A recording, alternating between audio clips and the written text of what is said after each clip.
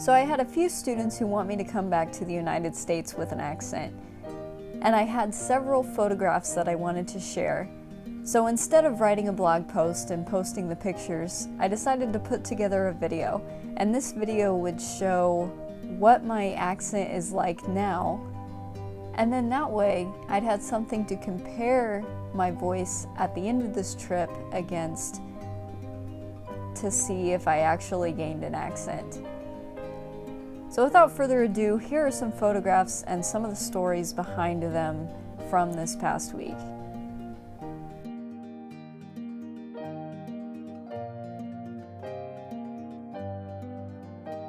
So the first few pictures are of Piha Beach, and Piha Beach is a place on the west coast of New Zealand, just west of Auckland.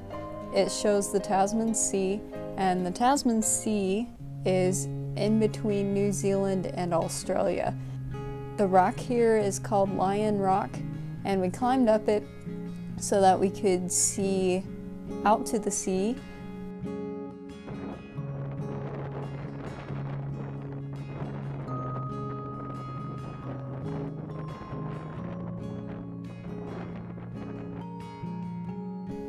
The sand was going crazy as well, and I was starting to get some of it in my eyes.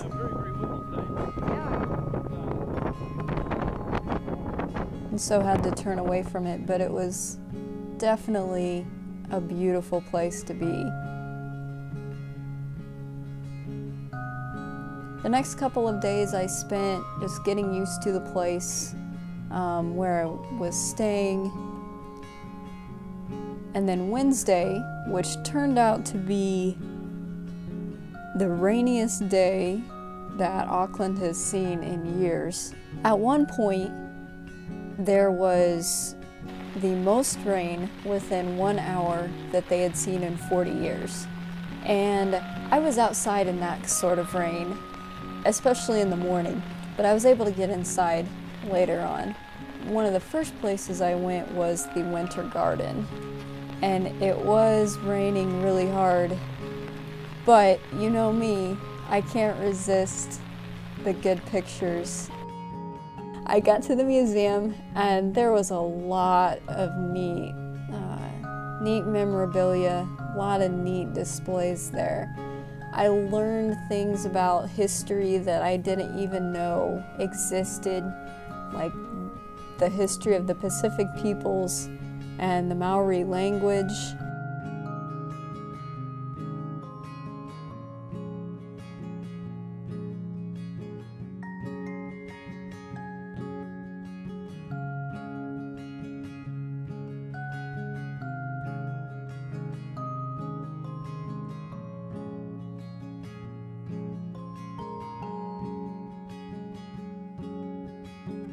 Once I was done at the museum, I headed off towards downtown, where this magical place that I imagined was a very warm restaurant where my feet could dry off and I could enjoy a good meal was awaiting.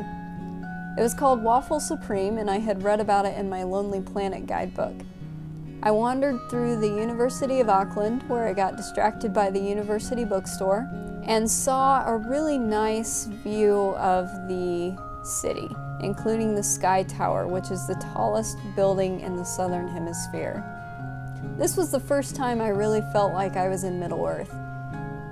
Auckland is tropical, and a lot of the trees reflect that, and so they looked a lot like trees that you would find in Middle-earth as well. And it took me a while, but I finally found the street that Waffle Supreme was supposedly located on. I started to walk down it, not seeing a sign for a restaurant at all. And then, according to my phone, I was right next to it. But the building had ended, and all I could see ahead was a food truck. But that was it. Waffle Supreme was a food truck. And they serve waffles in paper that you can carry around. And this Liege waffle has maple syrup, cinnamon, and vanilla, and I think honey cooked into it. My next day of adventures was again to the city center.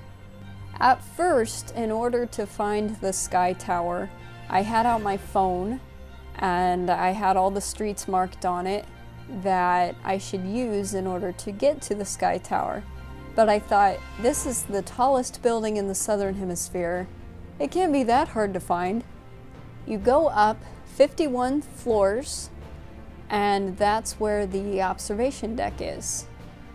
It's a lot like the Sears Tower in Chicago or the Empire State Building in New York City. This is one of my favorite pictures. I don't remember where exactly it is, but you can see that the cars are on the left side of the road. And this has been a real challenge for me to get used to, because the left side of the road rule does not only apply to cars, it also applies to walking on sidewalks and going down escalators. The first time I tried to go down an escalator, I was going to the one on the right side, but the lady who was watching me said other side, and I had to skip over to the other side, and you stand on the left side of the escalator. When I reached the Sky Tower, it was really interesting because there were a couple of sets of escalators, and there was a sign that said, "Caution, the escalators have temporarily changed direction." And so they were going up and down in the correct orientation that I was used to. So I could go to the right side of the escalator and go up or down depending on where I wanted to go, and that was normal. The island on the far left-hand side, kind of towards the top, is Rangitoto. Underneath that said Chicago, 13,157 kilometers. I stood there at the sign and I converted it with my calculator on my phone, and that was the first time that Indiana felt far away. After all, I'd gotten to New Zealand in less than a day, and so everything still seemed really close. But when I saw that mileage, then it kind of clicked in. Oh yeah, I'm in the Southern Hemisphere, it's winter, and I am closer to the South Pole than I am to Chicago. So I was taking pictures, and after I had discovered that Chicago sign, I was especially interested in taking pictures from the northeast side because it was looking out toward the ocean, it was looking out toward Rangitoto, a lot of water, a lot of boats, really cool. So there was one picture where I took it, and right as I clicked it, I was startled to see a person falling past the window to make one of the best photo bombs I've ever seen. It turned out that the Sky Tower has bungee jumping off of the top. You can see the cables moving a little bit, so they're near the edge.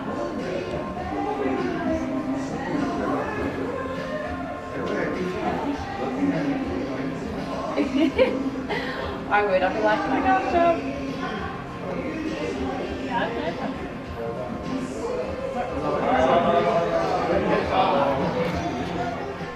The trip up and down the elevator is pretty neat.